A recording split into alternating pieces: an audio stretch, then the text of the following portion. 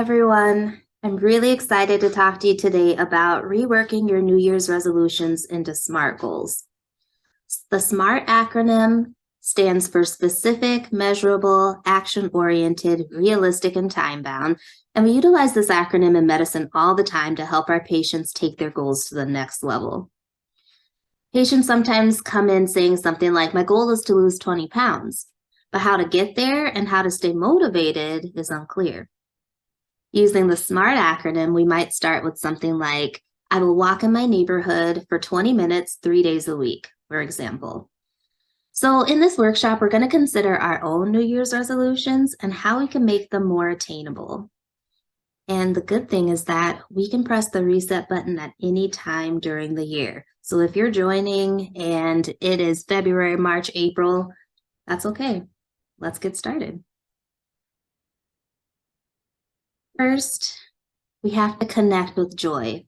Before you can really start goal setting, it's important to connect with your big why. And we often start by asking ourselves, what brings me joy? What brings joy into your world? And how would achieving your goals support your joy? Because goals that are absence of purpose are doomed to fail. There's the statistic out there that 80% of New Year's resolutions fail by Valentine's Day. Seriously, not even just a little over a month and we're already doomed? And one of those big reasons that that's happening may be that the goals that we put forth weren't aligned with our big why. Other factors, of course, we could consider that focusing on what this goal will bring you versus what you will have to give up sets you up for success. We have to think about accountability and how can we be accountable for ourselves with or without a buddy.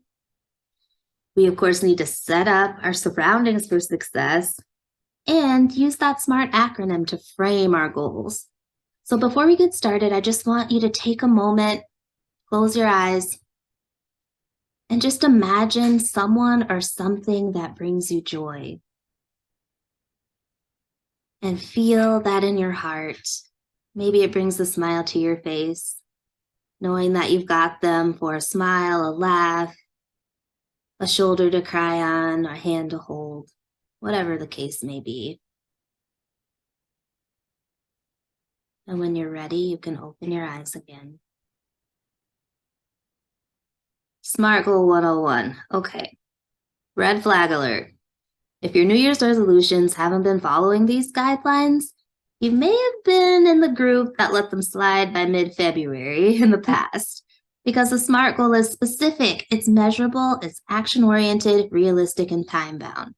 Okay, so let's workshop this. Let's work through an example. How can we take the goal of I'll get better sleep and make it SMART? So step one. Tell me what you want, what you really, really want, okay? We're going Spice Girls. But really, what do you want? How does your truest desire meet with this goal? So in this example of I'll get better sleep, maybe you want to have better sleep because you want more energy to play with your kids when you get home. Having quality relationships with your kids and meaningful time is really your aspiration. But you know you can't do that when you're tired and crabby and overworked. So when we start to think of that goal in this context, we can already feel like we're more likely to follow through, right? We're more motivated to make the effort. You want quality relationships and time with your kids. That's the true aspiration. And you know, better sleep is going to help you get that. So you may choose to share your goal with an accountability buddy or not. You know, sometimes having your squad behind you is excellent motivation, but I do want you to know that you can totally do this by yourself. You can set up your environment so that you write your goal and you have it in your face. You can put it as your lock screen on your phone, or you can put on a Post-it note and put it up in your bathroom or on your fridge. So what will you gain from achieving this goal? I really, really want us to focus on what you are going to gain versus what you are potentially going to give up. And that's how you can link your SMART goal to your big why. And that's going to be critical for long-term success. Okay, now we know life is life, okay? Stress is going to happen, challenges are going to occur, barriers are going to come up, but they're not as scary when you have a plan in place, okay? So we can think about planning for expected and unexpected events. So let's think back to the barriers that have prevented you from meeting your goals in the past. In our example, maybe Netflix is preventing us from going to bed on time due to our binge watching, right? It's a trap. Or maybe we've never had a good bedtime routine and it's just hard for us to wind down at the end of the day. Or maybe we have so many commitments that we stay up late trying to meet deadlines or work on projects and we just don't have the ability to just turn that off switch. So it may be beneficial to start with mini goals that lead to your major goal. So I'll get better sleep becomes, I will get better sleep this week by turning off TV and devices at least an hour before bed and reading for 15 minutes in bed. So take a moment right now. I'm going to ask you to press pause. I want you to take a moment and write down any obstacles you can think of that may pop up as you implement your goals and brainstorm how you can prevent or overcome them. Really think about your environment and how you can set it up to support your goals. You know, that might look like choosing your clothes and packing your lunch the night before, right? So you have a little bit more time to sleep in the morning. Or maybe keeping a full glass or a water bottle next to you at all times, right? So that if your goal was something around water consumption, that's going to increase your chances of hitting your goal. Think about things like that in your environment. So go ahead and press pause, brain dump, write some potential barriers and some potential solutions.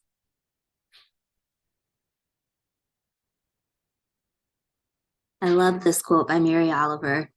What is it that you plan to do with your one wild and precious life?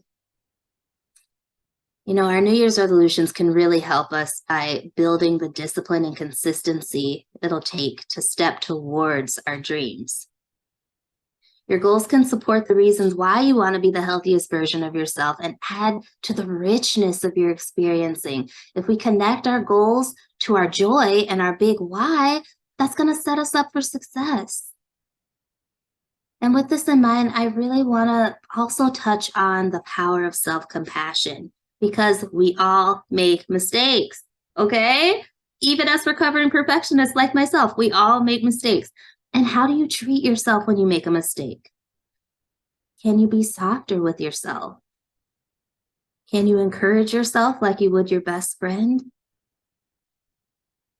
If you slip up with achieving your goal, ask yourself, what can I learn from this? And then use that information to make your plan even stronger the next time, right? We can learn from our mistakes.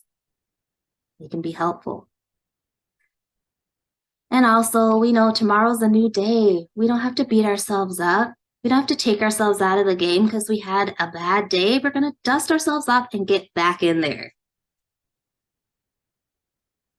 You are worth it. You are worth achieving your goals. You are worth being consistent. You are worth showing up for. You deserve to take care of yourself. Okay? And if you were made to believe that self-care is selfish, Danny, I give you permission to let go of that self-limiting belief. Okay? You're so worth it. And I'm grateful to have spent this time with you. I hope that you can take your New Year's resolutions to the next level this year and dream big, stay motivated, and do the dang thing. All right. Love you guys. Take good care.